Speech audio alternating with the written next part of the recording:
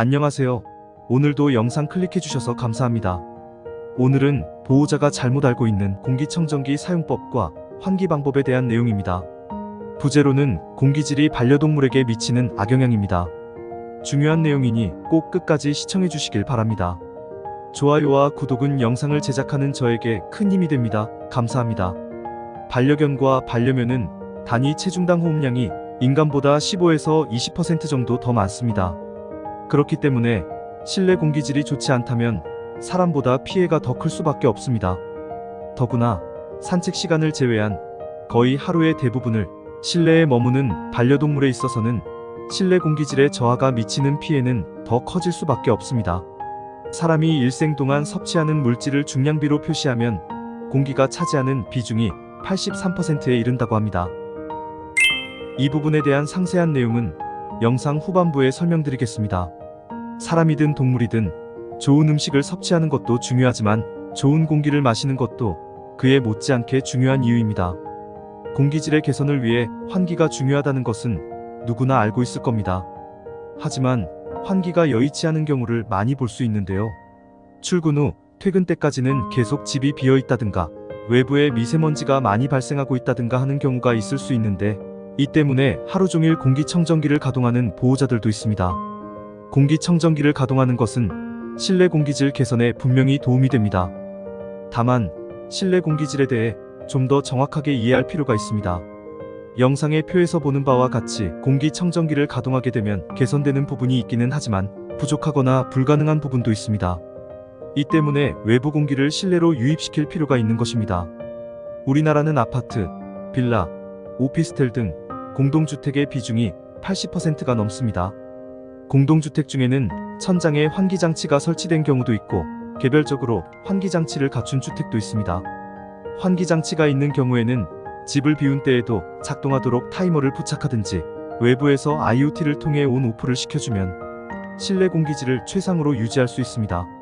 하지만 환기장치가 설치되어 있지 않다면 집에 있는 동안 환기 횟수를 많이 높여줄 필요가 있습니다. 다만 환기장치를 이용하여 환기를 하면서 공기청정기를 사용하는 경우라면 좀 더 효율적으로 가동하는 방법을 알아야 합니다. 공기질을 높이기 위해서는 공기청정기만을 가동해서는 안 됩니다.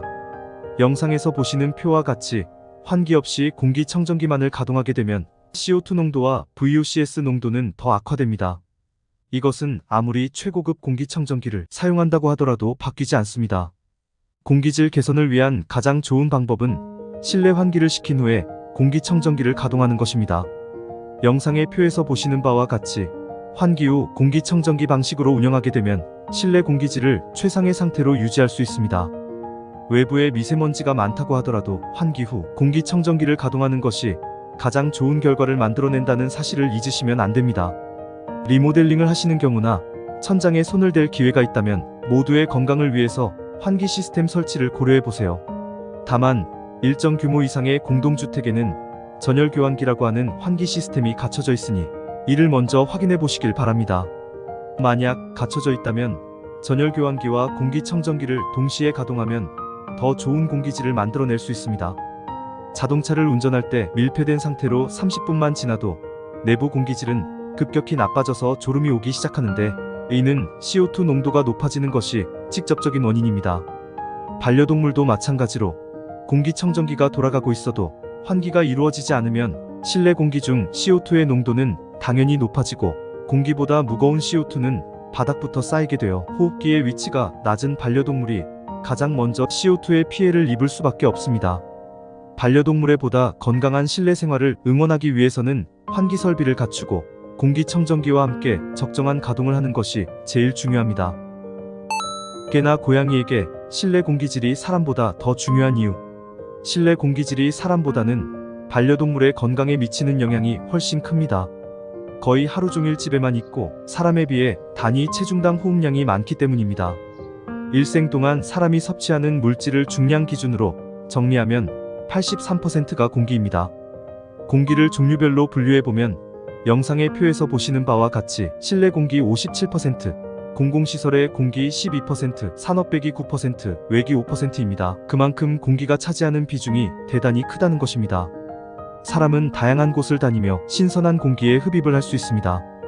하지만 개와 고양이는 선택의 여지 없이 거의 동일한 거주지 내에서 제한된 공기만을 흡입해야 하는 상황입니다.